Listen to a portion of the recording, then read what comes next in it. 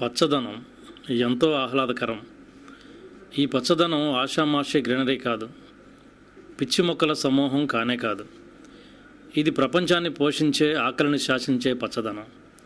ఇది వరికంకులతో కలకలలాడే అన్నపూర్ణల జన్మస్థలం.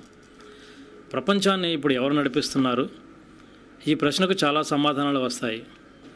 IT, corporate రంగాలేనంటూ జవాబులు రావచ్చు. అసలు సమాధానం అది కానే కాదు. ఈ ప్రపంచాన్ని నడిపిస్తుంది గ్రామీణ మహిళే. మన ఆకలి తీర్చే ప్రతి ధాన్యపు గింజకు ఆమె చెమట చుక్క నుంచే పోషకాలు అందుతున్నాయి. నడుము వంచి నాట్లు వేసి, కోత కోసి, కుప్ప నూర్చే శ్రామిక స్త్రీ ప్రపంచాన్ని ఆడడం లేదు. ఏలుకోవడానికి అవసరమైన ప్రపంచాన్ని ఆమె తన కష్టంతో నిలబెడుతుంది.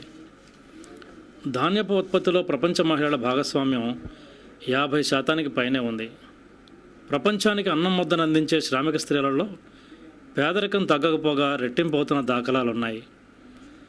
నిద్ర లేచింది మొదలు ఓ యంత్రంలో పనులు చక్కబెడుతూ ఈ శ్రామిక తల్లులు జీవితంలో ఎక్కువ కాలం పొలం గట్లపైనే గడుపుతున్నారు.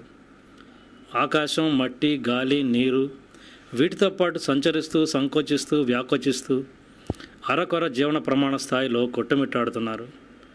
వెచ్చించే ప్రతి నిమిషం ప్రపంచం ఆకలి తీర్చడానికే వినియోగిస్తున్నారు. టెక్నాలజీ తెలియదు, సొంత భూమి అంటూ ఉండదు. చివరకు తమ కష్టం కూడా తమ చేతుల్లో ఉండదు. ఈ అన్నం పెట్టే చేతుల్లో బలం ఉండడం లేదు, భారం తప్ప. ముద్దెత్తే ముందు భగవంతుడినే కాదు, ఈ మట్టి తల్లుల్ని స్మరిద్దామా?